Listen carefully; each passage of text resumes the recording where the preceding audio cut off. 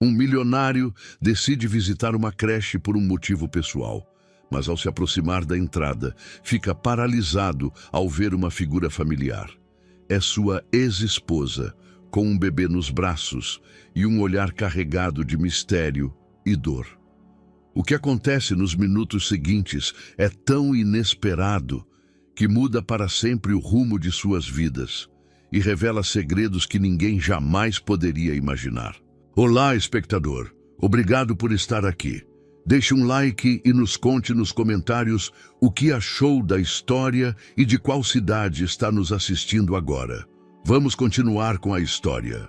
A manhã carioca se estendia como uma tela dourada sobre os elegantes edifícios de Ipanema, onde cada fachada parecia contar histórias de prosperidade e tradição.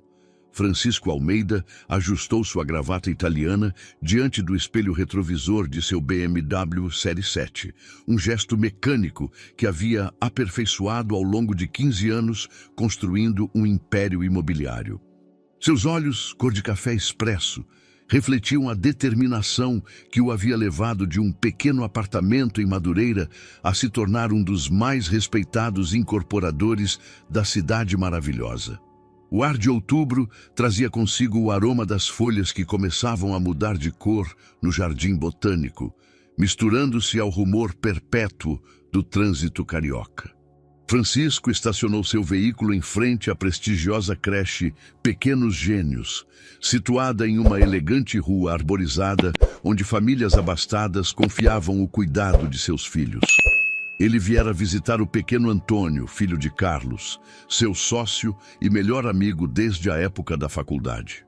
A creche ocupava um antigo casarão restaurado, com suas paredes de pedra e grandes janelas que permitiam que a luz natural banhasse os espaços onde as crianças brincavam. Francisco sempre sentira certa incomodidade nesses lugares, não por desprezo pelas crianças, mas porque lhe recordavam tudo o que havia sacrificado em sua ascensão ao sucesso. Seu casamento com Gabriela havia terminado há pouco mais de um ano, vítima de suas intermináveis jornadas de trabalho e sua obsessão por expandir o negócio para as praias de Florianópolis e Jericoacoara.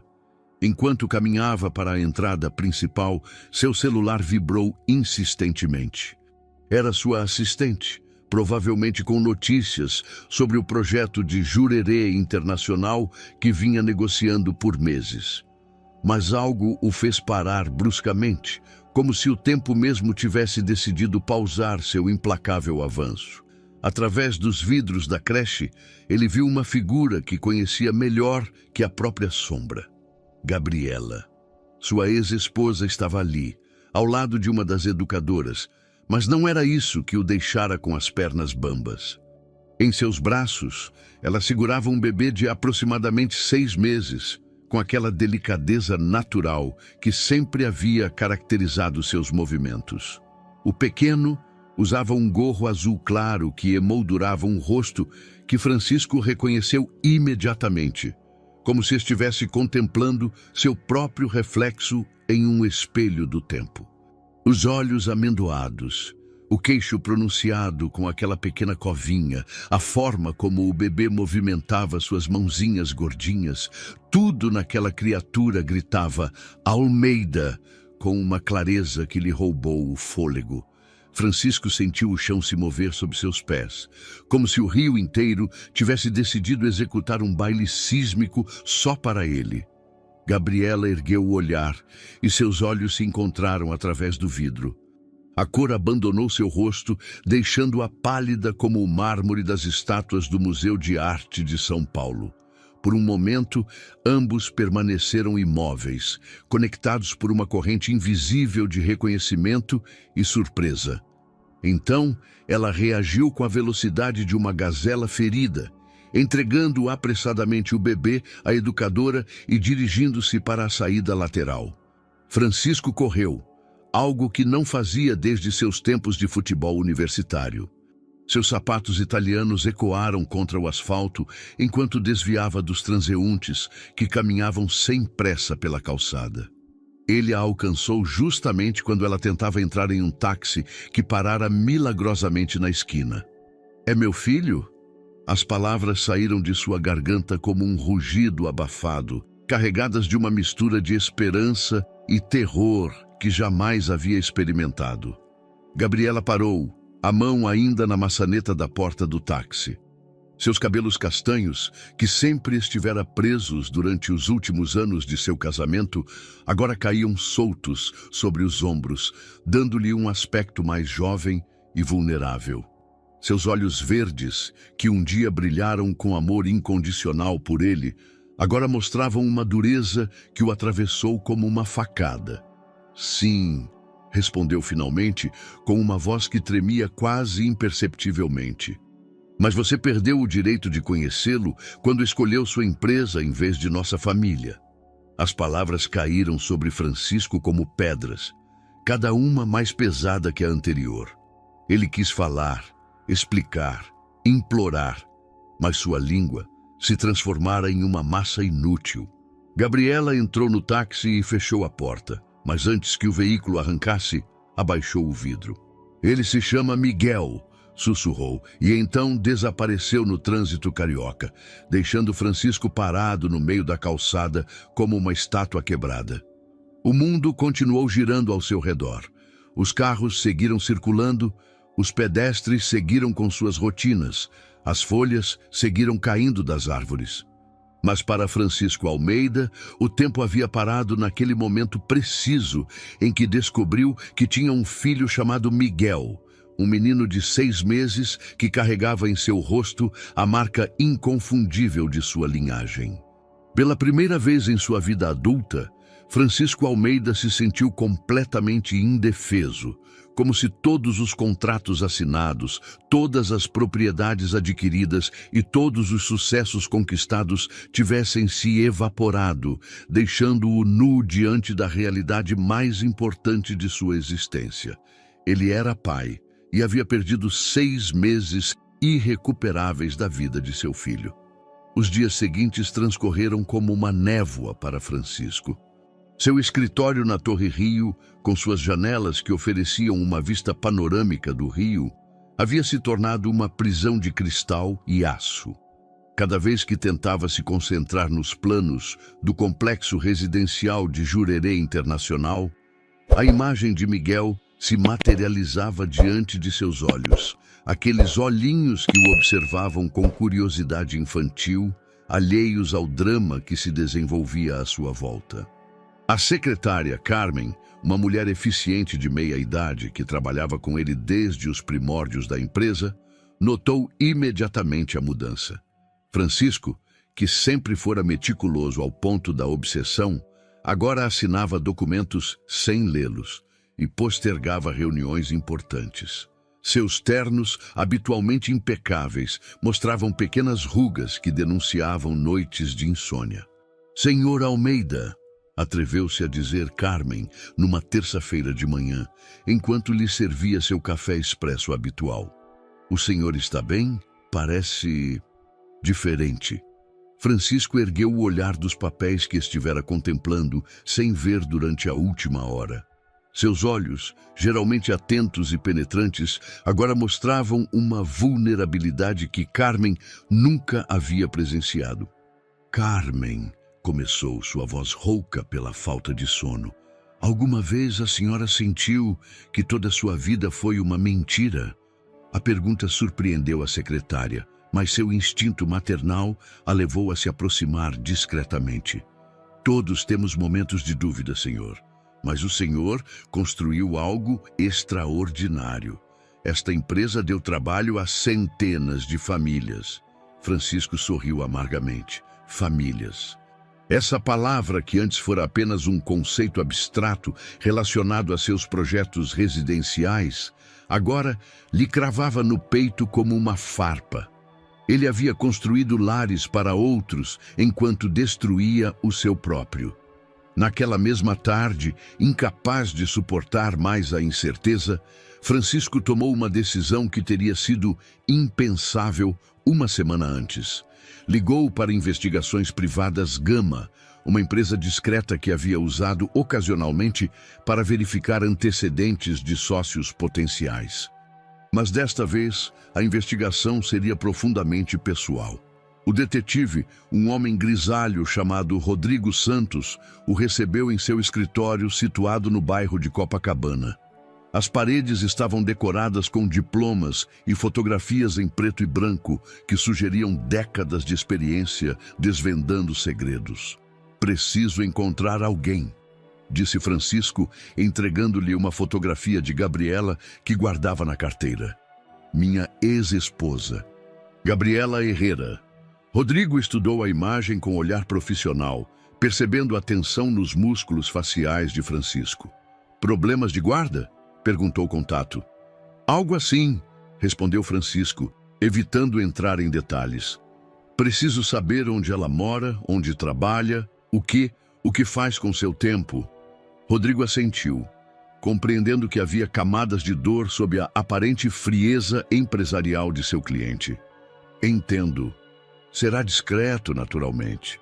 Enquanto o detetive anotava os dados básicos, Francisco sentiu um estranho alívio. Pela primeira vez em dias, estava tomando uma atitude, recuperando certo controle sobre uma situação que o havia deixado completamente desarmado. Era o que ele sabia fazer de melhor: identificar um problema e buscar a solução mais eficiente.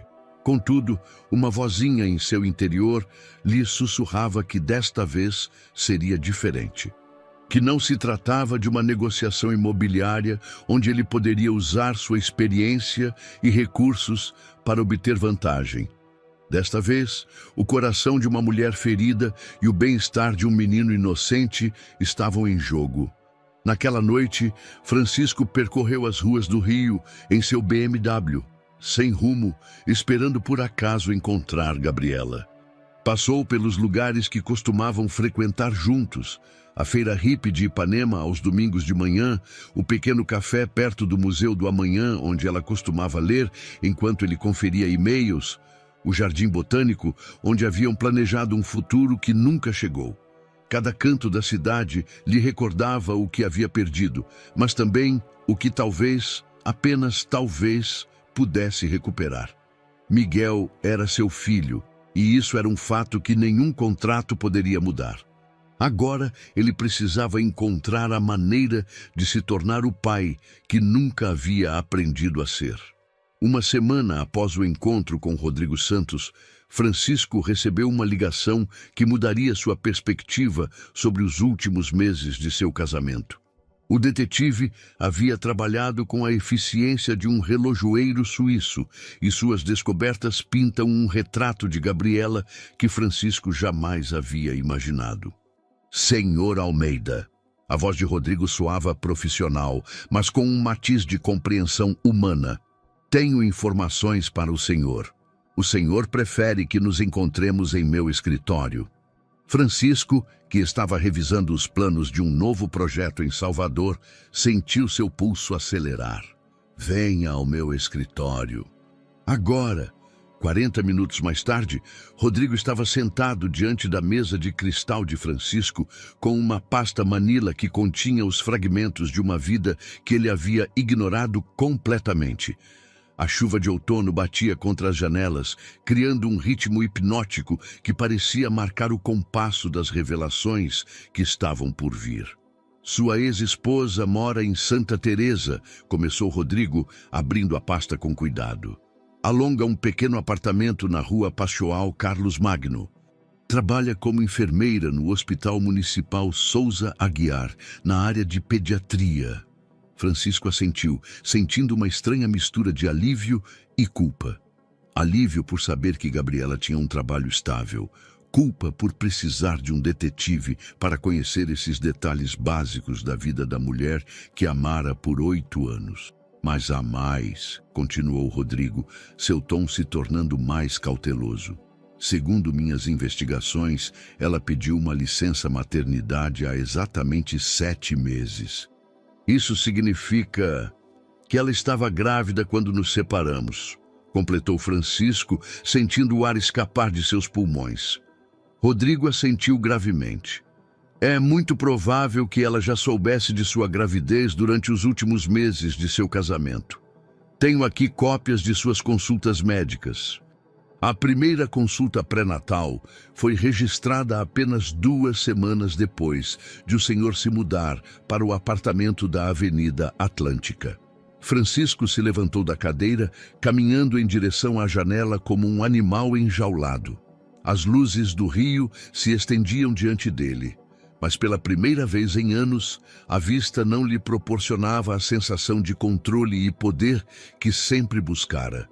Em vez disso, ele se sentia como um estranho observando a vida dos outros do alto. "Por que ela não me disse?", murmurou mais para si mesmo que para Rodrigo. "Segundo minhas fontes no hospital", continuou o detetive, "ela comentou com algumas colegas que tentara falar com o senhor várias vezes, mas que o senhor sempre estava ocupado com projetos urgentes. Há registro de pelo menos 5 ligações que ela fez para seu escritório durante aquelas semanas, todas interrompidas ou adiadas." Francisco fechou os olhos, lembrando vagamente dessas ligações. Gabriela havia soado diferente, mais vulnerável, mas ele estivera obcecado com o lançamento de seu projeto em Salvador. Cada vez que ela tentara falar, ele prometera que conversariam mais tarde, quando tivesse tempo, quando as coisas se acalmassem. "Há mais algo", disse Rodrigo, e Francisco se preparou para outro golpe. "Ela frequenta um grupo de apoio para mães solteiras. Elas se reúnem às terças à noite em um centro comunitário perto de sua casa. Segundo as coordenadoras, ela é muito reservada, mas mencionou que o pai de seu filho era um homem de sucesso que havia escolhido sua carreira acima de tudo." Francisco sentiu cada palavra lhe cravar no peito como uma adaga. Não era apenas que Gabriela havia ocultado a gravidez, era que ela chegara à conclusão de que ele não estaria interessado em conhecer seu filho. E o mais doloroso era que, com base em seu comportamento passado, ela tivera motivos para acreditar exatamente nisso. "E Miguel?", perguntou, sua voz apenas um sussurro. "Um menino saudável e feliz, segundo todas as aparências. Gabriela é uma mãe dedicada. Ela o leva à creche 3 dias por semana enquanto trabalha em turnos reduzidos. Nos outros dias, está com ele no apartamento ou no Parque Lage." Rodrigo fechou a pasta e se levantou para ir embora, mas parou na porta. "Senhor Almeida, já vi muitos casos como este. Se me permite um conselho profissional, não tente resolver isso como um negócio. Isso é família, e a família requer tempo, paciência e humildade." Quando Rodrigo se foi, Francisco ficou sozinho com a chuva e seus pensamentos. Pela primeira vez em sua vida adulta, ele enfrentava as consequências de suas decisões. Não em termos de perdas financeiras ou oportunidades perdidas, mas em termos de dor humana real. Gabriela estivera grávida e assustada, buscando seu apoio, e ele estivera ocupado demais, construindo seu império para perceber que estava perdendo o único que realmente importava. Naquela noite, Francisco tomou uma decisão que marcaria o início de sua verdadeira busca. Não apenas encontraria Gabriela, mas aprenderia a se tornar o homem de que ela precisara e o pai que Miguel merecia. Francisco havia passado 3 dias memorizando os horários de Gabriela como se fosse um contrato complexo que exigia sua total atenção. Ele sabia que ela saía do Hospital Souza Aguiar às 3 da tarde às terças, que buscava Miguel na creche às 4 e que costumava passar no mercado municipal de Madureira antes de voltar para casa. Era uma informação obtida de maneira completamente legal, mas que o fazia se sentir como um perseguidor. Na terça à tarde, Francisco estacionou seu BMW a uma distância prudente do mercado, observando através dos vidros escuros. Trocara seu terno habitual por calças casuais e uma camisa azul, uma tentativa patética de parecer menos intimidador. Suas mãos, acostumadas a assinar contratos milionários sem o menor tremor, agora não conseguiam ficar quietas sobre o volante. Quando viu Gabriela aparecer empurrando um carrinho de bebê, Francisco sentiu seu coração acelerar perigosamente. Ela usava um casaco bege que fora dele durante os últimos anos de casamento, e seu cabelo estava preso em um rabo de cavalo prático que o lembrou a enfermeira eficiente que conhecera em uma festa na faculdade, não a mulher elegante em que se transformara durante o casamento.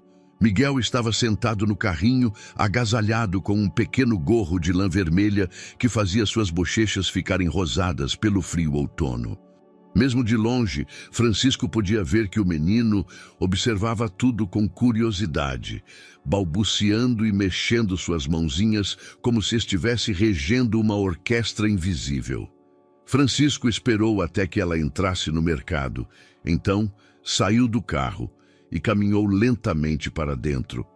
O mercado municipal de Madureira era um fervilhar de atividades. Vendedores anunciando seus produtos, mães com crianças correndo entre as bancas, turistas tirando fotos dos queijos artesanais e das montanhas de frutas coloridas. Ele encontrou Gabriela na seção de verduras, negociando o preço de algumas laranjas com um vendedor mais velho que parecia conhecê-la bem. Miguel estava acordado, observando as luzes e as cores do mercado com a fascinação típica de um bebê de 6 meses. Seu Manuel, o senhor sabe que sou sua cliente mais fiel, dizia Gabriela com um sorriso que Francisco recordava de seus domingos na feira hippie. Essas laranjas estão um pouco murchas para esse preço. Ai, Gabriela, respondeu o vendedor com afeto genuíno. A senhora sempre regateando, mas olhe que lindo está o pequeno Miguel. A cada dia se parece mais com o pai. Francisco se aproximou lentamente, fingindo interesse em algumas maçãs da banca ao lado. Gabriela ainda não o havia visto, mas Miguel, como se tivesse um radar especial, virou a cabeça em sua direção. Seus olhos se encontraram, e Francisco sentiu uma conexão instantânea que o deixou sem fôlego. Miguel sorriu.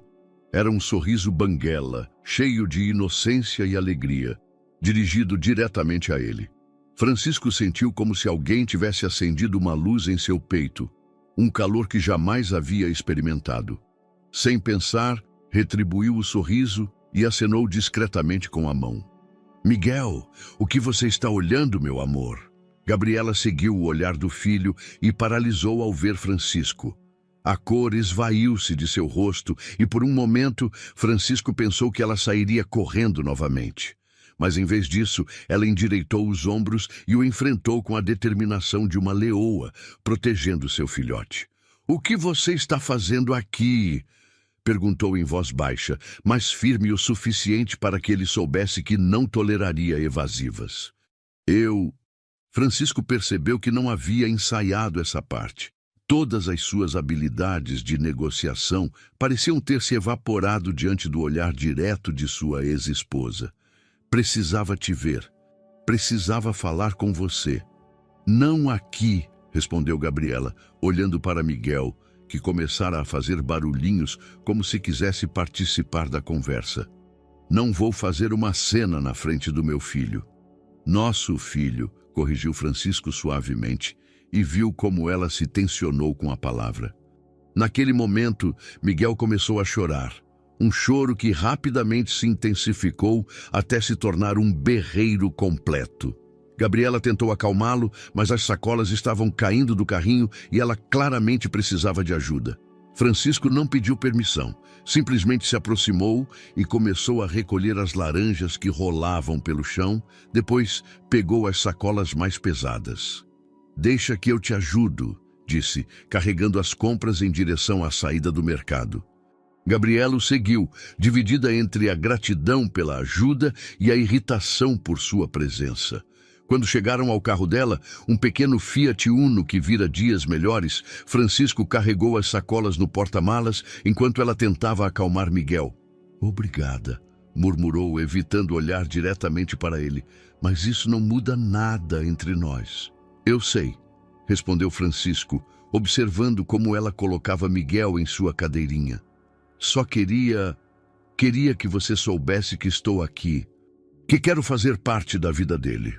Gabriela se endireitou e finalmente o olhou nos olhos. Francisco, você escolheu seu caminho há muito tempo. Não pode aparecer agora e esperar que tudo seja como antes. Não quero que seja como antes, respondeu ele com uma sinceridade que a surpreendeu. Quero que seja melhor. Quero aprender a ser o pai que ele merece.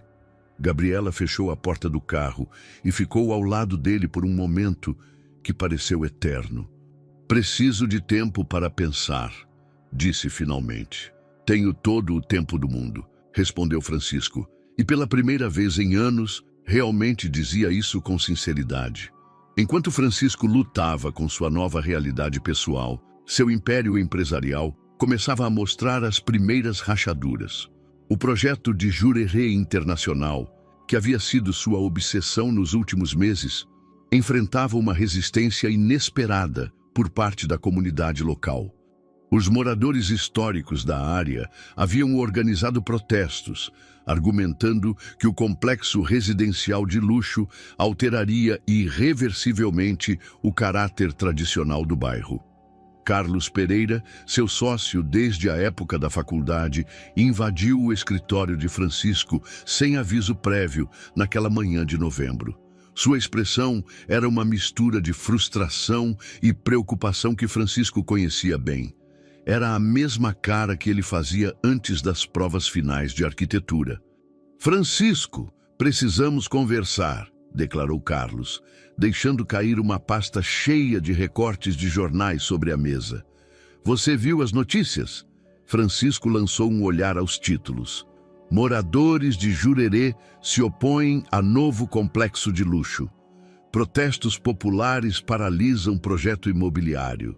Desenvolvimento ou destruição do patrimônio costeiro. É temporário, respondeu Francisco sem convicção. Sua mente ainda dividida entre contratos e a imagem de Miguel sorrindo para ele no mercado. Todas as grandes obras enfrentam resistência inicial. Carlos sentou-se pesadamente na cadeira em frente à mesa, estudando o rosto do amigo. Eles haviam construído aquela empresa juntos do zero, trabalhando 18 horas por dia nos primeiros anos, sobrevivendo à crise imobiliária de 2008, quando empresas maiores haviam quebrado. Francisco, onde está sua cabeça ultimamente? Carlos inclinou-se para a frente, sua voz carregada de preocupação genuína. Durante as últimas 2 semanas, você tem estado ausente. Os investidores estão começando a fazer perguntas. Que tipo de perguntas? Francisco sentiu uma pontada de alarme que conseguiu capturar sua atenção completa pela primeira vez em dias. O tipo de perguntas que podem afundar uma empresa, respondeu Carlos sombriamente. Eles estão preocupados com sua liderança, com seu compromisso com o projeto. E, francamente, Francisco, não os culpo. Carlos abriu seu laptop e mostrou uma série de e-mails dos principais investidores. Francisco leu com crescente horror as dúvidas expressas sobre sua falta de foco recente e decisões pouco características. Tenho uma solução, continuou Carlos, seu tom se tornando mais decidido. Podemos usar contatos na prefeitura para acelerar as licenças. Tenho amigos que podem pressionar os grupos de protesto, fazê-los entender que é melhor colaborar do que obstruir. Francisco ergueu o olhar da tela, vendo pela primeira vez a dureza nos olhos de Carlos, que estivera ignorando por anos. Era o mesmo olhar que vira no espelho por tanto tempo, o de um homem disposto a fazer o que fosse necessário para vencer. Pressionar como? Perguntou, embora temesse a resposta. Vamos, Francisco. Você sabe como isso funciona. Algumas ameaças judiciais bem colocadas, talvez alguns problemas com inspeções para os comércios locais que apoiam os protestos. Nada ilegal, apenas persuasão comercial. Francisco recostou-se na cadeira, sentindo um peso estranho no peito. 1 mês atrás, teria considerado a proposta de Carlos como uma estratégia empresarial normal. Mas agora, depois de ter visto o rosto de Gabriela quando ela lhe disse que escolhera a empresa em vez da família, as palavras de seu sócio soavam diferentes. E se houver outra maneira? Perguntou lentamente. Outra maneira? Carlos riu sem humor. Francisco, isso é business. Não há lugar para sentimentalismos quando há milhões em jogo. E se redesenharmos o projeto? E se incorporarmos elementos que beneficiem a comunidade local? Carlos o olhou como se ele tivesse sugerido doar dinheiro na rua. Isso reduziria significativamente nossa margem de lucro. Os investidores nunca aceitariam. Francisco se levantou e caminhou até a janela, observando o rio se estendendo sob o céu cinzento de novembro. Pela primeira vez em anos, não viu um tabuleiro de jogo cheio de oportunidades de expansão. Em vez disso, viu uma cidade cheia de famílias, de gente como Gabriela, que trabalhava honestamente para construir vidas dignas para seus filhos. Me dê uma semana, disse finalmente. Uma semana para encontrar uma solução que funcione para todos. Carlos suspirou profundamente. Uma semana, Francisco. Mas depois disso, faremos as coisas à minha maneira. Quando Carlos se foi, Francisco ficou sozinho com uma constatação que o atingiu como um martelo. Pela primeira vez em sua carreira, seus valores pessoais e profissionais estavam em direta contradição, e ele precisava escolher qual dos dois homens queria ser. Francisco passara 2 dias elaborando um plano que considerava perfeito. Ele estudara os horários de Gabriela com a precisão de um estrategista militar e decidira que o momento ideal para um segundo encontro seria na quinta à tarde no Parque Lage, onde ela costumava levar Miguel quando o tempo permitia. O que ele não antecipara era encontrá-la lutando com 3 sacolas de supermercado, o carrinho de Miguel atolado em uma calçada e um bebê que claramente não estava cooperando com os planos da mãe. "Droga!" murmurou Gabriela, tentando liberar uma das rodas do carrinho enquanto mantinha o equilíbrio com as sacolas. Miguel começara a chorar e os transeuntes a olhavam com aquela mistura de simpatia e alívio de quem se alegra por não estar em sua situação. Francisco não pensou 2 vezes, abandonou sua estratégia cuidadosamente planejada e correu para ajudá-la. "Deixa que eu te ajudo", disse, pegando as sacolas mais pesadas sem esperar resposta. Com um movimento rápido, liberou a roda do carrinho da calçada. Gabriela o olhou com uma mistura de gratidão e exasperação. "Você está me seguindo?" "Tecnicamente, sim", admitiu Francisco, surpreendendo-a com sua honestidade. "Mas agora só estou ajudando uma mãe que claramente precisa." Miguel parara de chorar e observava Francisco com curiosidade, como se estivesse tentando resolver um enigma complicado. Francisco sorriu para ele e, para seu espanto, Miguel retribuiu o sorriso e estendeu seus bracinhos gordinhos em sua direção. "Acho que ele me reconheceu", murmurou Francisco, sentindo um calor estranho no peito. "Bebês sorriem para qualquer um", respondeu Gabriela secamente. Mas Francisco notou que não afastara Miguel quando o menino estendera os braços para ele. Caminharam em silêncio até o parque, Francisco carregando as sacolas enquanto Gabriela empurrava o carrinho. Era uma cena estranhamente doméstica que Francisco achava ao mesmo tempo reconfortante e aterradora. "Por que você não me disse que estava grávida?" perguntou finalmente quando se sentaram em um banco sob uma mangueira que começava a perder suas folhas douradas. Gabriela ficou em silêncio por tanto tempo que Francisco pensou que não responderia. Miguel brincava com um chocalho pequeno, completamente alheio à tensão entre seus pais. "Eu tentei", disse finalmente, sua voz quase inaudível. "Liguei para seu escritório 5 vezes. A cada vez você dizia que estava ocupado, que falaríamos depois. Na 5ª vez, sua secretária me disse que você estava em Salvador, fechando um negócio importante e que não sabia quando voltaria." Francisco fechou os olhos, lembrando vagamente daquelas ligações. Ele estivera obcecado com o projeto de Salvador, trabalhando 20 horas por dia para superar um concorrente que também disputava o mesmo terreno. Quando finalmente decidi ir ao seu escritório pessoalmente, continuou Gabriela, Eu te vi através do vidro da sala de reuniões. Você estava tão concentrado, tão em seu elemento, e percebi que um bebê só seria mais uma distração para você. Gabriela? Não, interrompeu-a, virando-se para olhá-lo diretamente. Deixa eu terminar. Naquela noite, fui para casa e chorei até dormir. No dia seguinte, tomei a decisão de seguir em frente sozinha. Não porque não o amava, mas porque me amava o suficiente para não me tornar um fardo para alguém que claramente tinha outras prioridades. Cássio sentiu como se cada palavra fosse um tapa merecido. Você estava certa, disse simplesmente, em tudo. A honestidade crua da resposta pareceu surpreender Gabriela mais do que qualquer justificativa teria conseguido. E agora? Perguntou ela, observando como Miguel tentava levar o chocalho à boca. O que mudou? Cássio olhou para o filho, para este pequeno ser humano que havia herdado seus olhos e aparentemente sua teimosia, a julgar pela determinação com que perseguia o chocalho esquivo. Eu mudei, respondeu. Ou pelo menos estou tentando mudar. Não sei como ser pai, Gabriela. Não sei como equilibrar o trabalho com a família. Mas quero aprender. Gabriela estudou seu rosto, buscando sinais da mentira que havia aprendido a detectar durante os últimos anos de seu casamento. Mas desta vez só viu vulnerabilidade genuína. Não será fácil, disse finalmente. As melhores coisas nunca são, respondeu Cássio, estendendo cautelosamente um dedo para Miguel, que imediatamente o agarrou com força surpreendente. Pela primeira vez em meses, Gabriela sorriu genuinamente.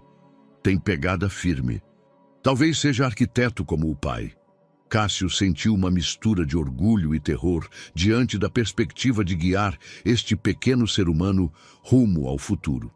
Mas pela primeira vez, desde que havia descoberto a existência de Miguel, sentiu que talvez, apenas talvez, não estava completamente perdido. Após o encontro no parque, Gabriela havia concordado em permitir que Cássio visitasse Miguel uma vez por semana na creche Pequenos Gênios. Era um acordo formal, quase comercial, que doía mais do que Cássio havia antecipado, mas era um começo e ele havia aprendido a valorizar os pequenos progressos. Sua primeira visita oficial foi um desastre. Cássio chegou vestido com um terno de 2.000 euros e uma gravata que custava mais que o salário semanal da maioria das professoras. As crianças o olhavam como se fosse um extraterrestre, e Miguel, que o havia reconhecido no parque, agora parecia intimidado por sua aparência formal. Senhor Carvalho, disse uma voz suave atrás dele. Ele se virou para encontrar uma jovem mulher de 30 anos, com cabelos castanhos presos em um rabo de cavalo prático e olhos que irradiavam a paciência infinita que só possuem aqueles que trabalham com crianças pequenas. Sou Sofia Santos, a professora principal do Miguel. Cássio sentiu-se imediatamente julgado. Tinha certeza de que esta mulher, que provavelmente ganhava em um ano o que ele gastava em jantares de negócios, o veria como mais um pai ausente tentando comprar seu caminho de volta à vida do filho. Senhorita Santos, respondeu formalmente, sentindo como se estivesse em uma reunião de negócios particularmente incômoda. Só Sofia, por favor, sorriu ela, dirigindo-se para onde Miguel brincava com blocos coloridos em um pequeno tapete. Sabe, Miguel fala de você. Cássio olhou-a surpreso. Fala? Sofia riu suavemente. Bom, não exatamente fala, mas 3 dias atrás começou a apontar para a janela sempre que escuta o som de um motor potente. E ontem, quando a mãe dele o pegou, balbuciou algo que soava suspeitamente como papai. O coração de Cássio acelerou. Sério? Bebês têm uma intuição especial, continuou Sofia, ajoelhando-se ao lado de Miguel e oferecendo-lhe um bloco vermelho. Eles reconhecem as pessoas importantes, mesmo quando não as veem frequentemente. Cássio sentou-se desajeitadamente em uma das pequenas cadeiras projetadas para crianças, sentindo suas pernas dobrarem em ângulos desconfortáveis. Sofia observou seus movimentos com uma mistura de diversão e compaixão. "É a primeira vez que você passa tempo com um bebê?" perguntou sem julgamento em sua voz. "É patético, não é?" admitiu Cássio. "Tenho 42 anos e não sei como falar com o meu próprio filho." "Não é patético", respondeu Sofia firmemente. "É honesto, e a honestidade é o primeiro passo para aprender." Durante a hora seguinte, Sofia ensinou a Cássio os conceitos básicos da interação com um bebê de 6 meses. Mostrou-lhe como segurar corretamente uma mamadeira, como interpretar os diferentes tipos de choro de Miguel e como o simples ato de falar com ele em voz suave podia acalmá-lo instantaneamente. "Por que faz isso?"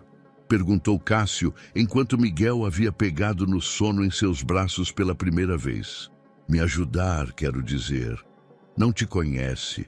Sofia ficou em silêncio por um momento, organizando os brinquedos que haviam usado durante a sessão. "Cresci em um orfanato aqui em São Paulo", disse finalmente. "Nunca conheci meus pais biológicos. Passei a infância me perguntando se eles estariam pensando em mim, se arrependiam de sua decisão, se tentariam me encontrar algum dia." Cássio sentiu um nó na garganta ao ouvir a tristeza tranquila em sua voz. "Quando completei 18 anos, continuou Sofia, finalmente tive acesso ao meu prontuário. Descobri que meu pai havia tentado me encontrar durante anos, depois que minha mãe me deu em adoção sem o seu conhecimento. Mas naquela época era tarde demais. Ele havia morrido em um acidente de carro 2 anos antes. Sofia, cada criança merece ter a oportunidade de conhecer seus pais", disse, olhando diretamente para Cássio. "E cada pai merece a oportunidade de aprender a amar seu filho. Mas essas oportunidades não duram para sempre." Cássio olhou para baixo, para Miguel dormindo pacificamente em seus braços. O bebê tinha uma expressão serena, completamente confiante de que estaria seguro. Era uma confiança que Cássio não tinha certeza de merecer, mas que estava determinado a honrar. "Você acha que eu posso aprender?" perguntou, sua voz apenas um sussurro para não acordar Miguel. "Acho que você já está aprendendo", respondeu Sofia. "A pergunta é se você está disposto a ser paciente consigo mesmo durante o processo." Quando Cássio se preparou para ir embora naquela tarde, Sofia entregou-lhe um pequeno cartão. "Meu número pessoal", explicou, "caso tenha dúvidas sobre o Miguel, ou se simplesmente precisar conversar com alguém que entenda o quão complicado o amor familiar pode ser." Cássio guardou o cartão na carteira, junto à fotografia de Gabriela que havia carregado durante todos aqueles anos. Pela primeira vez, desde que havia descoberto a existência de Miguel, não se sentia completamente sozinho nesta nova e assustadora aventura de ser pai. Naquela noite, em vez de ficar até tarde no escritório revisando contratos, Cássio foi para casa cedo e passou a noite lendo livros sobre desenvolvimento infantil que havia comprado no caminho. Era um pequeno passo, mas era seu, e ele estava decidido a dar certo.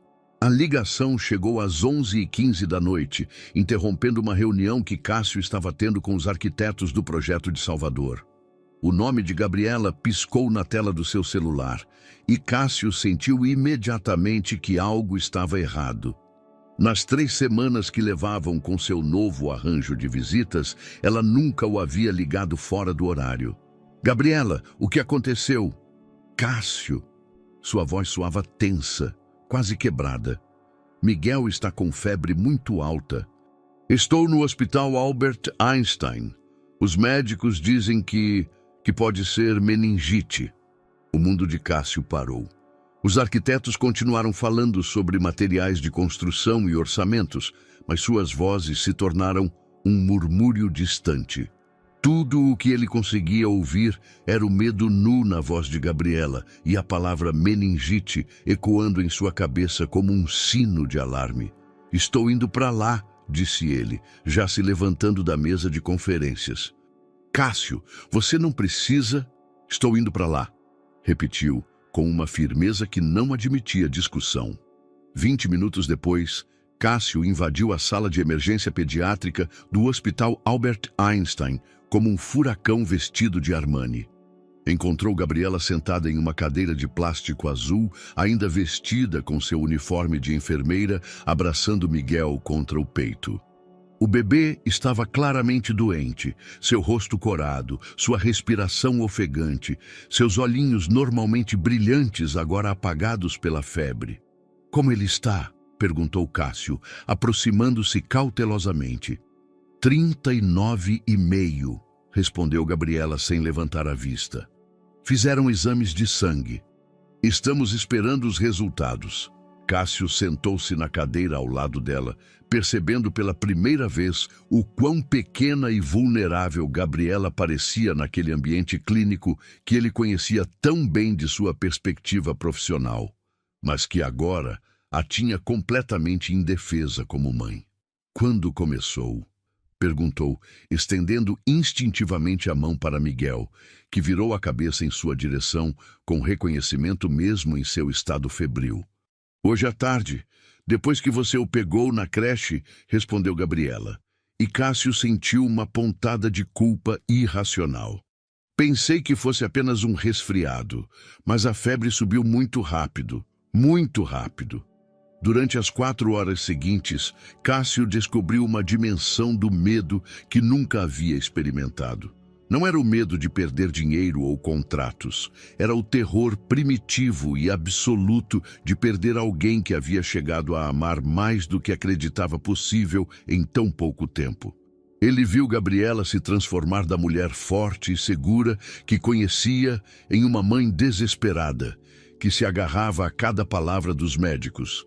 Ele viu Miguel lutando contra algo que não conseguia entender, confiando completamente nos adultos ao seu redor para mantê-lo a salvo.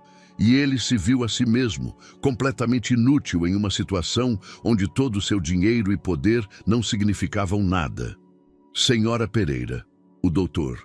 Roberto, um pediatra de meia-idade com cabelos grisalhos nas têmporas, aproximou-se com um tablet nas mãos.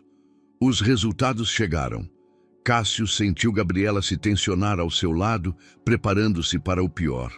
Não é meningite, anunciou o médico. E Cássio sentiu como se pudesse respirar pela primeira vez em horas. É uma infecção viral forte, mas tratável. Com antibióticos e vigilância, ele deve se recuperar completamente em alguns dias. Gabriela começou a chorar, não de tristeza, mas de alívio puro. Cássio, sem pensar, a abraçou e, para sua surpresa, ela não se afastou. Por um momento, foram simplesmente 2 pais aterrorizados que haviam recebido o presente de saber que seu filho ficaria bem. Posso carregá-lo? Perguntou Cássio ao médico. Claro. Na verdade, o contato físico com os pais ajuda na recuperação. Cássio pegou Miguel em seus braços, sentindo o peso pequeno e quente de seu filho. O bebê se aninhou contra seu peito, encontrando consolo em sua presença. Era a primeira vez que Miguel havia procurado ativamente seu contato, e Cássio sentiu uma emoção tão intensa que pensou que seu coração poderia explodir. Obrigado por ter vindo, murmurou Gabriela, enxugando as lágrimas com o dorso da mão. Onde mais eu estaria? Respondeu Cássio, surpreso com a obviedade de sua própria resposta. Eles ficaram no hospital até às 6 da manhã, revezando-se para carregar Miguel enquanto os médicos monitoravam seu progresso. Cássio ligou para seu escritório para cancelar todas as reuniões do dia seguinte, algo que teria sido impensável apenas um mês antes. Quando finalmente puderam levar Miguel para casa, Cássio insistiu em acompanhá-los. Ajudou Gabriela a preparar a mamadeira, a trocar fraldas e a administrar o remédio que Miguel precisava a cada 4 horas. Você não precisa ficar, disse Gabriela quando Cássio se instalou no sofá para a noite. Sim, preciso ficar, respondeu ele simplesmente. Ele é meu filho também. Naquela noite, enquanto velava o sono de Miguel ao lado de Gabriela, Cássio compreendeu algo fundamental. O amor não se tratava de controle ou sucesso ou realizações. Tratava-se de estar presente quando mais se precisava, de ser a pessoa em quem os outros podiam confiar incondicionalmente. E pela primeira vez em sua vida adulta, ele se sentiu como se estivesse exatamente onde devia estar. A notícia da existência de Miguel chegou aos ouvidos de Dona Helena Carvalho da maneira mais inesperada, através das páginas de fofocas da revista Veja.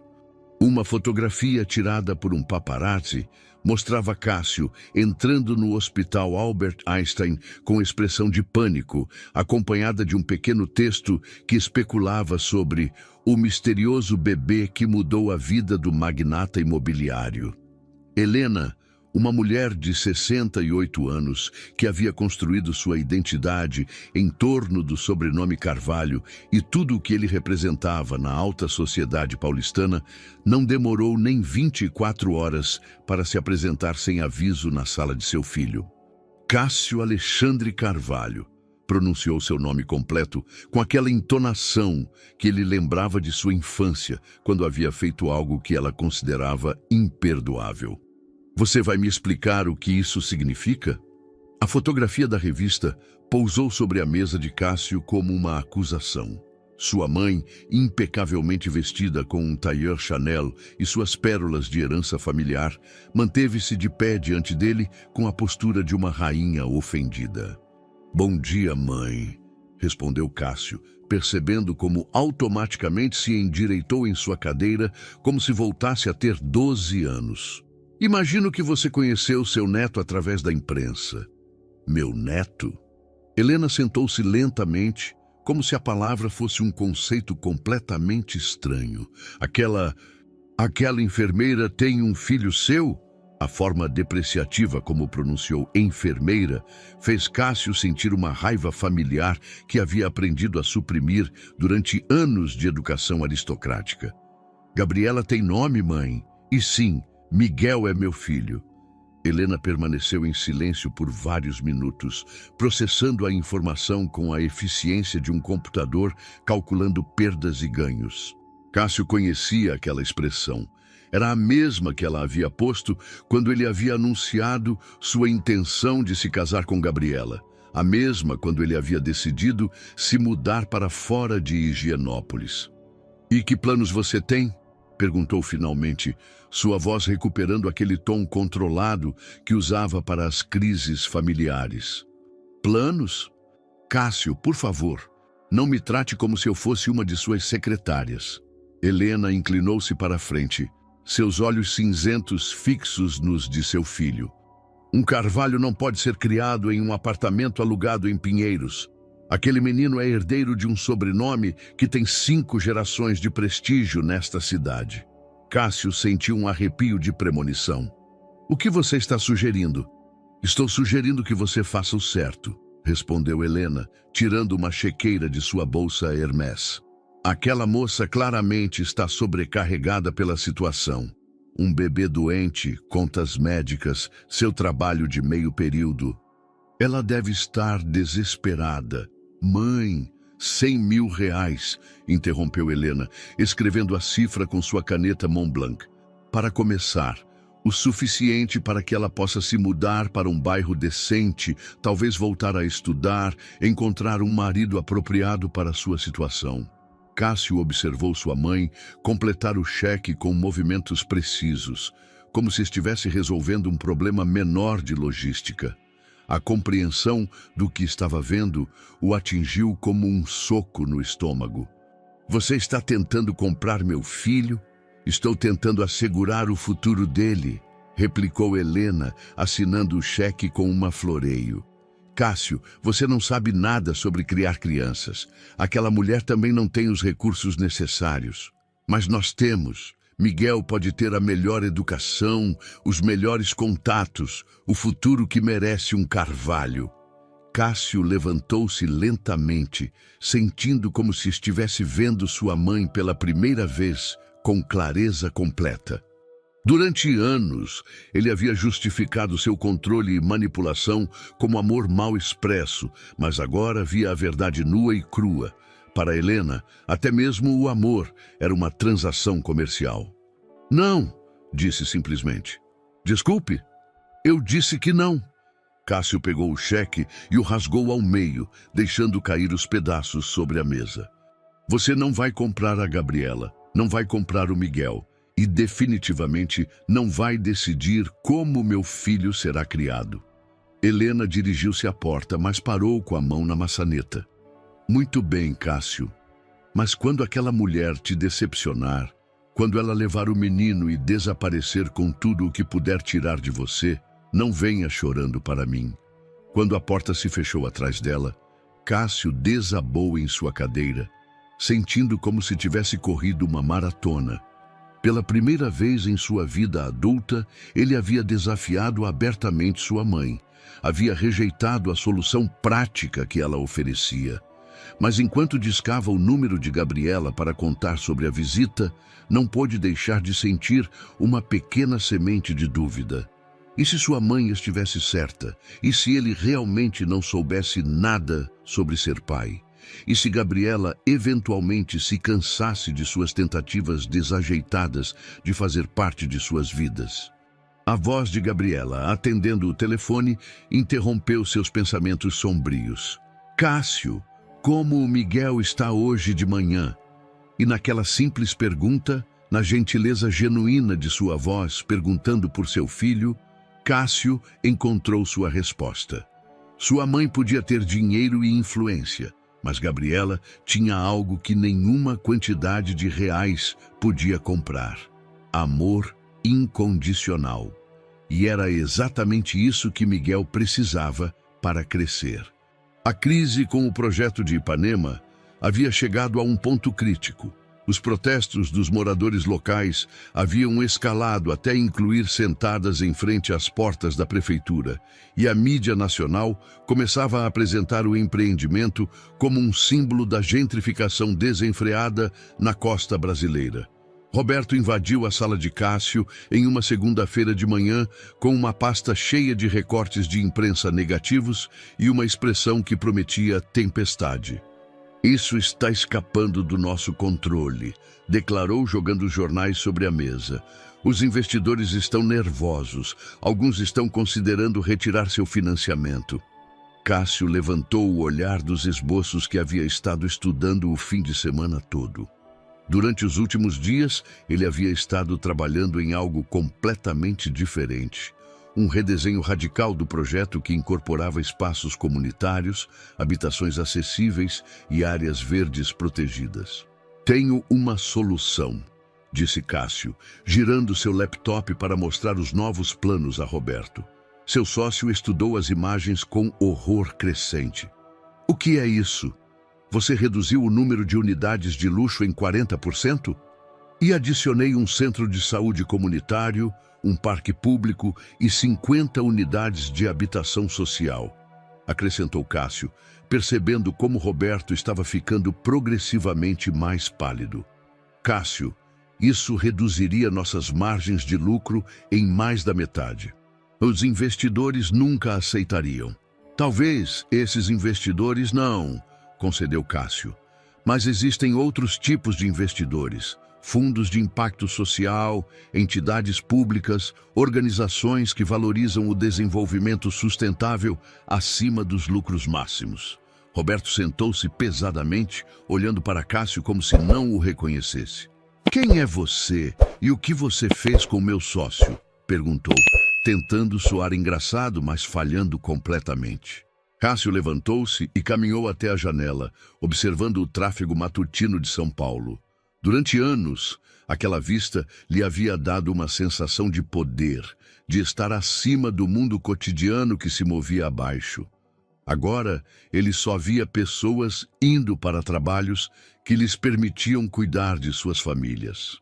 Tenho pensado muito ultimamente, começou Cássio, sobre o tipo de mundo que queremos deixar para nossos filhos. Você quer que Antônio cresça em um país onde apenas os ricos podem se dar ao luxo de morar perto da praia? Eu quero que Antônio tenha as oportunidades que eu não tive, respondeu Roberto, sua voz endurecendo. E essas oportunidades custam dinheiro. E o Miguel? Perguntou Cássio, virando-se para encarar seu amigo. Que tipo de futuro estou construindo para ele se continuar sendo o tipo de empresário que prioriza os lucros acima de tudo? Roberto ficou em silêncio por vários minutos, processando as implicações do que Cássio estava propondo. Os outros sócios nunca vão aceitar, disse finalmente. E francamente, Cássio, estou começando a questionar sua capacidade de liderança. Essas distrações pessoais estão afetando seu julgamento profissional. Cássio sentiu como se tivesse recebido uma bofetada. Roberto não era apenas seu sócio, havia sido seu melhor amigo durante 20 anos, o padrinho de casamento que ele havia escolhido, o irmão que ele nunca teve. Distrações pessoais, repetiu Cássio, sua voz perigosamente calma. Você está se referindo ao meu filho? Estou me referindo a essa obsessão súbita por ser pai que está prejudicando nosso negócio, respondeu Roberto, levantando-se para ir embora. Cássio, eu te dou uma semana para reconsiderar essa loucura. Depois disso, terei que tomar medidas para proteger a empresa. Quando Roberto se foi, Cássio ficou sozinho com seus planos redesenhados e uma constatação que o atingiu como um tsunami. Ele estava prestes a perder não apenas sua empresa, mas também sua amizade mais antiga, tudo por seguir um caminho que nem mesmo tinha certeza de que fosse o correto. Mas quando pensou em Miguel, na confiança com que se aninhava contra seu peito, na maneira como Gabriela havia começado a olhá-lo com algo que se parecia com respeito renovado, soube que não havia volta. Naquela noite, Cássio trabalhou até muito tarde, preparando uma apresentação que mudaria o rumo de sua carreira. Ele não sabia se os novos investidores morderiam a isca. Não sabia se Gabriela aprovaria suas decisões. Não sabia se Miguel algum dia entenderia os sacrifícios que estava fazendo. Mas pela primeira vez em anos, ele estava se arriscando por algo maior que o dinheiro. Ele estava se arriscando pelo tipo de homem que queria ser. 2 semanas depois de sua confrontação com Roberto, Cássio se encontrou em uma situação que jamais havia imaginado, buscando financiamento alternativo para um projeto que todos seus contatos tradicionais consideravam um suicídio comercial. Ele havia passado dias inteiros em reuniões com fundos de investimento ético, organizações sem fins lucrativos e entidades governamentais que trabalhavam em desenvolvimento sustentável. A resposta havia sido surpreendentemente positiva. O Banco Nacional de Desenvolvimento Econômico e Social havia mostrado interesse real no projeto redesenhado, especialmente por sua abordagem em habitação acessível e sustentabilidade ambiental. Mas a verdadeira surpresa chegou quando Cássio recebeu uma ligação da Fundação Bradesco, interessada em colaborar no componente do Centro de Saúde Comunitário. Era uma sexta-feira à tarde, quando Cássio decidiu compartilhar as boas notícias com Gabriela. Ele a havia estado visitando regularmente durante as últimas semanas e havia notado como gradualmente ela baixava suas defesas. Já não o olhava como uma ameaça, mas como um homem genuinamente comprometido em aprender a ser pai. Encontrou Gabriela em seu apartamento em Pinheiros, um pequeno espaço de 2 quartos que ela havia decorado com toques pessoais que o tornavam aconchegante e acolhedor. Miguel, agora completamente recuperado de sua doença, engatinhava pelo chão, explorando tudo ao seu alcance. Tenho que te contar algo, disse Cássio, sentando-se no chão ao lado de Miguel, que imediatamente se dirigiu a ele com a determinação de um míssil guiado. Boas ou más notícias? Perguntou Gabriela, servindo café em 2 xícaras desiguais que evidentemente haviam sobrevivido a múltiplas mudanças. Depende da sua perspectiva, respondeu Cássio, levantando Miguel e o fazendo rir com uma série de sons bobos que havia aprendido com Sofia. Estive pensando em fazer algumas mudanças. Durante os 20 minutos seguintes, Cássio explicou tudo. Sua decisão de redesenhar o projeto de Ipanema, a ruptura com Roberto, sua busca por investidores éticos e a resposta positiva que havia recebido de organizações que compartilhavam sua nova visão. Mas há mais uma coisa, continuou, sua voz ficando mais cautelosa. Estive pensando em você, em sua carreira. Gabriela olhou-o com suspeita. O que tem minha carreira? Sei que trabalhar em meio período não é ideal. Sei que você tem ambições maiores do que ficar presa na pediatria geral, porque precisa de horários flexíveis para cuidar do Miguel. Cássio, deixa eu terminar. Interrompeu-a gentilmente. O que você diria se eu dissesse que há uma maneira de você ter as duas coisas? Uma carreira que realmente te apaixone e tempo para ficar com o Miguel. Cássio respirou fundo antes de continuar. Estou pensando em comprar e reformar um prédio histórico no centro de São Paulo. Um lugar que poderia se transformar em uma clínica pediátrica completa, com serviços especializados para famílias de baixa renda. Gabriela deixou sua xícara de café lentamente, estudando o rosto de Cássio. E o que isso teria a ver comigo? Você poderia dirigi-la, disse Cássio, sentindo como se estivesse andando em um campo minado. Você poderia projetar os programas, escolher a equipe, criar exatamente o tipo de lugar onde você gostaria de trabalhar. O silêncio se estendeu entre eles, interrompido apenas pelos balbucios felizes de Miguel, que havia descoberto que podia fazer eco com sua própria voz. Cássio, disse Gabriela finalmente, sua voz carregada de emoções contraditórias. Você está tentando me comprar? A pergunta o atingiu como uma bofetada. Não, Deus não, Gabriela, eu jamais. Porque sou exatamente como algo que você faria, continuou ela, levantando-se e começando a andar pela pequena sala. Identificar um problema, encontrar uma solução cara e implementá-la sem consultar as pessoas envolvidas. Cássio sentiu pânico. Tudo estava dando errado, exatamente ao contrário do que ele havia planejado. Gabriela, por favor, me escuta. Não estou tentando te controlar ou te comprar. Estou tentando ser útil, contribuir para algo que realmente importe. Ela parou e olhou diretamente em seus olhos. E se eu disser que não? E se eu não quiser sua clínica, seu dinheiro, sua ajuda? Você desaparece da vida do Miguel de novo? Cássio levantou-se lentamente, ainda carregando Miguel, que parecia alheio à tensão entre seus pais. Gabriela, estou aqui para ficar, independentemente do que você decidir sobre a clínica. Miguel é meu filho, e vou estar em sua vida tanto quanto você me permitir, trabalhando em uma clínica minha ou limpando pisos. A sinceridade em sua voz pareceu desarmar parte da defensiva de Gabriela. Preciso de tempo para pensar, disse finalmente. Todo o tempo que precisar, respondeu Cássio, entregando-lhe Miguel. Mas, Gabriela, por favor, não deixe que minha incapacidade de me expressar te impeça de considerar algo que poderia ser incrível para muitas famílias. Naquela noite, Cássio foi embora do apartamento sem uma resposta clara, mas com a esperança de que, pelo menos, Gabriela entendesse que suas intenções eram genuínas, mesmo que sua execução ainda precisasse de trabalho.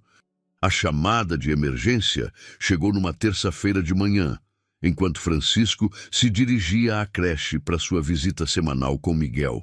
Carmen, sua secretária, parecia visivelmente alterada ao telefone.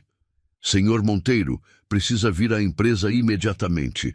Carlos convocou uma reunião de emergência com todos os sócios principais. Não quis me dar detalhes, mas algo está acontecendo. Francisco sentiu um arrepio de premonição enquanto dava a volta em direção à Torre JK. Nas últimas semanas, Carlos havia estado estranhamente silencioso, evitando conversas sobre o futuro da empresa e cancelando seus almoços habituais de sexta-feira. Quando chegou à sala de reuniões, encontrou uma cena que confirmou seus piores temores. Carlos estava de pé, em frente à mesa principal, flanqueado por advogados que Francisco não reconhecia. Os 5 sócios minoritários da empresa estavam sentados ao redor da mesa, todos evitando contato visual com ele. Francisco, disse Carlos, com uma formalidade que contrastava dramaticamente com 20 anos de amizade. Obrigado por vir. O que é tudo isso? Perguntou Francisco, notando imediatamente as pastas idênticas em frente a cada sócio. Um dos advogados, um homem magro de óculos, que parecia ter saído diretamente de um escritório de advocacia corporativo, pigarreou. Senhor Monteiro, fomos contratados para representar os interesses dos sócios minoritários da Monteiro em Mendoza Desenvolvimento. Chegou ao nosso conhecimento que o senhor tem tomado decisões unilaterais que comprometem significativamente a viabilidade financeira da empresa. Francisco olhou diretamente para Carlos. Você vai mesmo fazer isso? Francisco, não me deixa outra opção, respondeu Carlos, mas havia algo em sua voz que sugeria que ele não estava completamente confortável com a situação. Suas recentes mudanças de prioridades colocaram em risco milhões de reais em investimentos. O advogado abriu uma das pastas. Especificamente, sua decisão de redesenhar unilateralmente o projeto de Trancoso sem consultar os sócios, sua busca por financiamento alternativo sem autorização da diretoria e, segundo nossas fontes, sua intenção de desviar recursos da empresa para projetos pessoais. Projetos pessoais. Francisco sentiu como se o chão se movesse sob seus pés. Carlos desviou o olhar enquanto respondia. A clínica pediátrica, Francisco. Investigamos suas reuniões com a Fundação Bradesco, seus contatos com organizações beneficentes. É óbvio que você planeja usar recursos da empresa para impressionar sua ex-esposa. Francisco sentiu uma raiva tão pura que por um momento não conseguiu falar. Não estavam apenas questionando suas decisões empresariais, estavam atacando suas motivações mais íntimas, convertendo seu genuíno desejo de fazer algo significativo numa manipulação calculada. Isso é completamente falso, disse finalmente, sua voz tremendo de raiva contida. Cada reunião que tive foi no meu próprio tempo e com meus próprios recursos. Nunca misturei os assuntos da empresa com meus projetos pessoais. No entanto, continuou o advogado implacavelmente, os sócios perderam a confiança em sua liderança. Portanto, estão invocando a cláusula 7.3 do contrato social, que permite a reorganização da liderança em caso de incompetência demonstrada. Francisco conhecia essa cláusula. A haviam incluído anos atrás como proteção mútua, nunca imaginando que seria usada contra ele. O que vocês estão propondo exatamente? Perguntou, embora já temesse a resposta. Carlos finalmente levantou o olhar. Francisco, você continuaria sócio, mas o controle operacional passaria para mim. Todas as decisões importantes exigiram aprovação unânime da diretoria. Em outras palavras, vocês estão me mandando embora, disse Francisco amargurado. Estamos te salvando de você mesmo, respondeu Carlos, mas sua voz faltava convicção. Francisco olhou ao redor da mesa, vendo os rostos de homens com quem havia trabalhado durante anos, que agora o olhavam como se ele fosse um estranho perigoso. Preciso ver esses documentos, disse finalmente. Enquanto revisava os papéis, Francisco percebeu que Carlos havia estado preparando isso durante semanas. Ele havia documentado cada decisão controversa, cada reunião não autorizada, cada momento em que Francisco havia priorizado sua nova ética acima dos lucros máximos. Você tem 24 horas para decidir, disse o advogado. Pode aceitar a nova estrutura de liderança ou podemos proceder com uma compra forçada de suas ações a valor de mercado. Quando a reunião terminou, Carlos se aproximou de Francisco no corredor. Francisco, isso não é pessoal. Não é pessoal? Francisco se virou para seu antigo amigo, anos de dor e traição vindo à tona. Carlos, fomos irmãos durante 20 anos. E agora você me esfaqueia pelas costas, porque decidi que há coisas mais importantes que dinheiro. Você perdeu o rumo, respondeu Carlos defensivamente. O Francisco que eu conhecia nunca arriscaria tudo por sentimentalismos. Você tem razão, disse Francisco calmamente. O Francisco que você conhecia estava morto por dentro. E, francamente, não quero voltar a ser essa pessoa nunca mais. Naquela noite, Francisco sentou-se em seu apartamento vazio, contemplando a decisão mais importante de sua carreira. Poderia lutar, usar seu próprio time de advogados, transformar a empresa num campo de batalha que destruiria tudo o que haviam construído. Ou poderia aceitar que, às vezes, o preço de se tornar uma pessoa melhor é perder tudo o que um dia você considerou importante. Pela primeira vez em dias, soube exatamente o que fazer.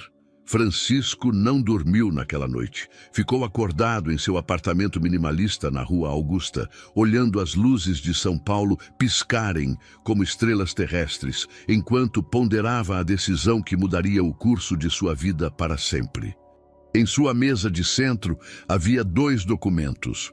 Um que lhe permitiria manter o controle da empresa lutando legalmente contra Carlos, e outro que formalizaria sua saída voluntária em troca de uma compensação justa. Às 6 da manhã, tomou uma decisão que teria sido impensável 6 meses atrás. A reunião final ocorreu na mesma sala de reuniões onde tudo havia começado. Mas desta vez, Francisco chegou com uma pasta própria e uma expressão de calma que surpreendeu a todos os presentes. Senhores, começou Francisco, mantendo-se de pé enquanto os outros se sentavam. Tomei minha decisão. Carlos inclinou-se para a frente, claramente esperando uma batalha legal prolongada. Aceito a proposta de vocês, continuou Francisco, mas com minhas próprias condições. Colocou sua pasta sobre a mesa. Venderei minha participação na empresa, mas não a valor de mercado. Venderei pela metade desse valor, com uma condição. 50% dessa quantia deve ir diretamente para um fundo para o desenvolvimento do projeto de Trancoso redesenhado, incluindo as moradias populares e o centro de saúde comunitário. O silêncio na sala era palpável. Carlos o olhava como se ele tivesse perdido completamente a razão. Francisco, isso são milhões de reais que você está dando de graça. Não estou dando de graça, interrompeu Francisco calmamente. Estou investindo no tipo de futuro que quero para meu filho. Um dos sócios minoritários, um homem mais velho chamado Eduardo, que havia sido mentor de Francisco em seus primeiros anos, falou pela primeira vez. Francisco, você tem certeza disso? Uma vez que assinar, não há volta. Francisco sorriu, sentindo uma liberdade que não havia experimentado em anos. Eduardo, nunca tive tanta certeza de algo na minha vida. Durante as 2 horas seguintes, os advogados redigiram os documentos finais, enquanto Francisco observava o amanhecer sobre São Paulo. Quando finalmente assinou os papéis que o libertavam da empresa que havia sido sua vida durante 15 anos, sentiu como se um peso enorme tivesse sido tirado de seus ombros. Carlos o seguiu até o elevador quando a reunião terminou. Francisco, isso é uma loucura. O que você vai fazer agora? Não tem emprego, não tem empresa. Francisco pressionou o botão do elevador e se virou para seu antigo amigo e sócio.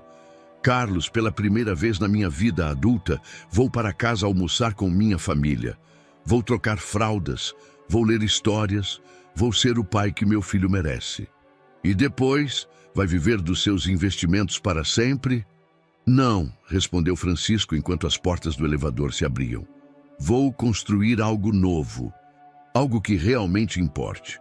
2 horas depois, Francisco estava sentado no apartamento de Gabriela, observando Miguel tentar dar seus primeiros passos cambaleantes entre o sofá e a mesa de café. Gabriela havia escutado toda a história em silêncio, seus olhos mostrando uma mistura de espanto e preocupação. "Você tem certeza do que fez?" perguntou finalmente. Francisco levantou Miguel, que havia conseguido chegar até ele com um sorriso triunfante. "Gabriela, durante anos construí prédios que abrigavam famílias, mas nunca entendi realmente o que significava ter uma família própria. Agora entendo. Mas, Francisco, a segurança financeira, tenho economias suficientes para viver confortavelmente durante anos", a tranquilizou. "E mais importante ainda, tenho algo que o dinheiro nunca pôde me comprar: tempo. Tempo para estar com Miguel, tempo para te conhecer de novo, tempo para construir algo que realmente valha a pena." Miguel balbuciou algo que soou suspeitamente como "papai", e Francisco sentiu seu coração se expandir até quase explodir. "Sobre a clínica", disse Gabriela lentamente, "tenho pensado na sua proposta." Francisco a olhou esperançoso, mas sem pressionar. "Se você realmente faz isso pelas razões certas, se você realmente quer criar algo que ajude as famílias que mais precisam, então talvez possamos trabalhar juntos nisso." Francisco sorriu, sentindo como se o sol tivesse nascido depois de uma longa tempestade. "Juntos?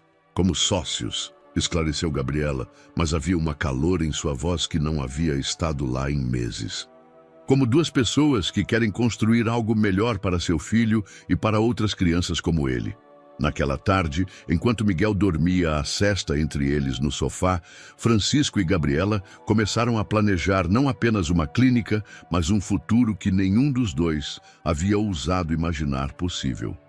8 meses depois daquele encontro fortuito em frente à creche Pequenos Gênios, Francisco se encontrava numa situação que jamais teria imaginado possível. Estava sentado no chão de um antigo casarão no bairro da Vila Madalena, cercado por plantas baixas, amostras de tinta e um Miguel de 14 meses que havia decidido que os rolos de plantas eram perfeitos para praticar suas novas habilidades para andar. A clínica pediátrica Miguel, como Gabriela havia decidido chamá-la em homenagem ao filho, estava tomando forma lentamente.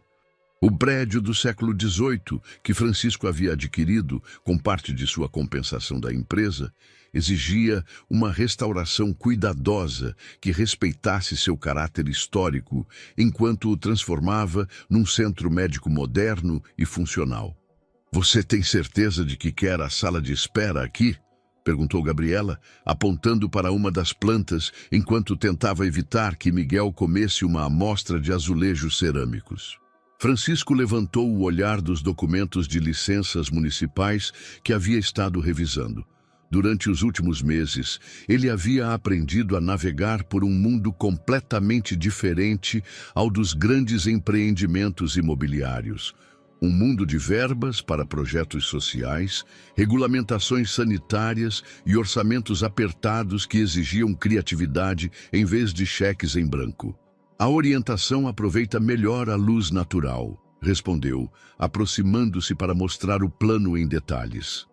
"E olhas aqui, podemos criar um pequeno jardim interno onde as crianças podem brincar enquanto esperam."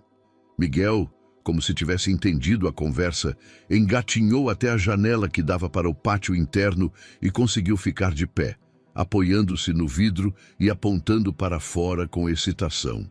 "Acho que alguém aprova o projeto", riu Gabriela, e Francisco sentiu aquele calor familiar que agora associava a esses momentos cotidianos de felicidade simples. O relacionamento entre ele e Gabriela havia evoluído lentamente durante esses meses. Não haviam voltado a ser o casal que haviam sido antes. Essa versão deles mesmos pertencia ao passado. Em seu lugar, haviam construído algo novo. Uma parceria baseada em respeito mútuo, objetivos compartilhados e o amor incondicional que ambos sentiam por Miguel. "Tem algo que quero te mostrar", disse Francisco, tirando um envelope oficial de sua pasta. Gabriela o abriu cuidadosamente e sua expressão mudou enquanto lia o conteúdo. Francisco. Isso diz que a clínica está completamente em meu nome. É isso mesmo, respondeu ele, sentindo uma satisfação profunda ao ver sua reação. Não estou comprando seu amor ou o do Miguel. Estou investindo no futuro de vocês, comigo ou sem mim. Os olhos de Gabriela se encheram de lágrimas, mas desta vez eram lágrimas de gratidão, não de dor. Por quê? Perguntou, sua voz apenas um sussurro.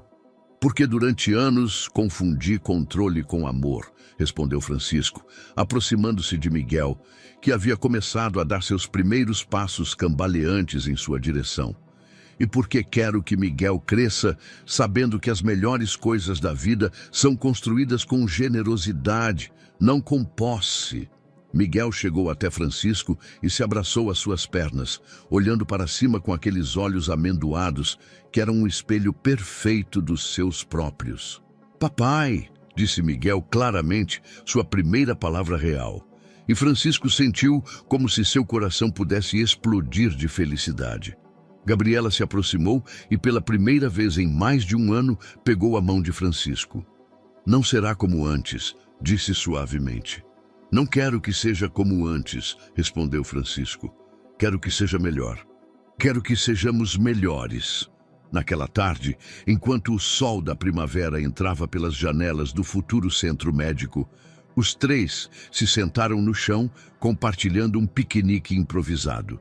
Miguel brincava com seus blocos, Gabriela revisava os últimos planos e Francisco simplesmente observava, memorizando cada detalhe desse momento perfeito e imperfeito. Ele havia aprendido a lição mais importante de sua vida, que a verdadeira riqueza não se media em contas bancárias ou propriedades, mas em momentos como este, onde o amor era construído um dia de cada vez, com paciência, humildade e a coragem de escolher a família acima de tudo mais. 6 meses depois, a Clínica Pediátrica Miguel abriria suas portas para servir as famílias do centro de São Paulo. Mas essa é outra história. Esta história termina aqui, neste momento de quietude perfeita, onde um homem que havia perdido tudo descobriu que, na realidade, havia ganhado o único que realmente importava. Uma segunda chance de ser o pai e o homem que sempre teve o potencial de ser. Espero que você tenha gostado da história de hoje. Inscreva-se no canal para não perder mais histórias como esta. Dê um like e comente abaixo o que achou da história. Nos vemos no próximo vídeo.